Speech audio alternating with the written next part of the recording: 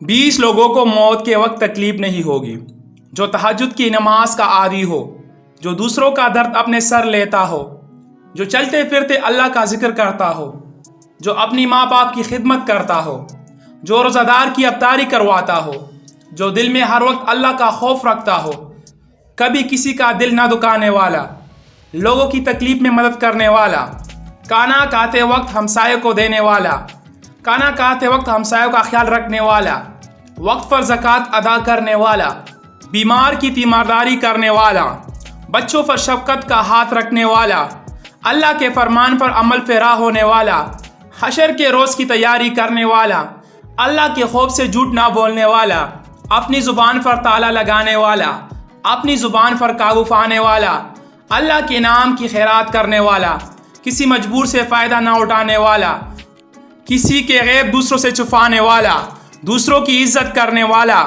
اپنے دشمن کو بھی دعا دینے والا، غصے کے وقت غصے کو پی جانے والا۔ آخرت میں صرف وہی چیزیں مدد دے گی جو اللہ تعالیٰ کے لیے تم نے دنیا میں کی ہوگی۔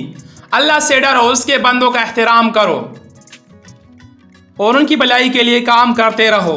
دنیا دار لوگ دنیا کے جن چیزوں پر مغرور ہے وہ تجھے مغرور نہ کرے، کیونکہ یہ ایسی سائے کی مثال ہے جو پھل کے پھل میں دور ہو جاتی ہے۔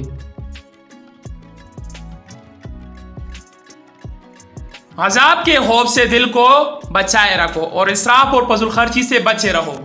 فضول خرچی اور اسراف کے ترک کرنے اور عدل الانصاف کی عادت ڈالنے کو لازمی پکڑو۔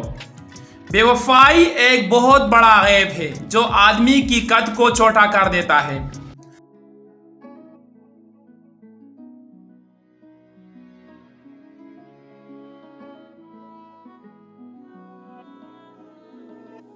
سب سے بہترین کام یہ ہے کہ دوسروں کے بجائے اپنے آپ کو نصیحت کرے۔ انسان ایک بہترین مخلوق ہے جس مکان میں چاہے رہے لیکن حق تعالیٰ سے زائل نہ ہو۔ اس دور میں نیکی کرنا آسان نہیں، نہ حکمرانوں میں خوف خدا باقی رہا اور نہ عالم لوگوں میں۔ یہ دنیا اخلاص کی دولت سے محروم ہو چکی ہے، تقویٰ دلوں سے نکل گیا ہے۔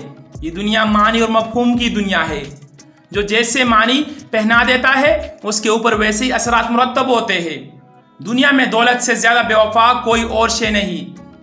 جو انسان ناجائز ذرائع سے آمدنی حاصل کرتا ہے وہ آمدنی اس انسان کے کام نہیں آتی۔ ایسی آمدنی سراسر خسارے کا سودا ہے۔ ہماری ویڈیو دیکھنے کے لیے شکریہ۔ برائے مہربانی ہمارے چینل کو سبسکرائب ضرور کر لیں۔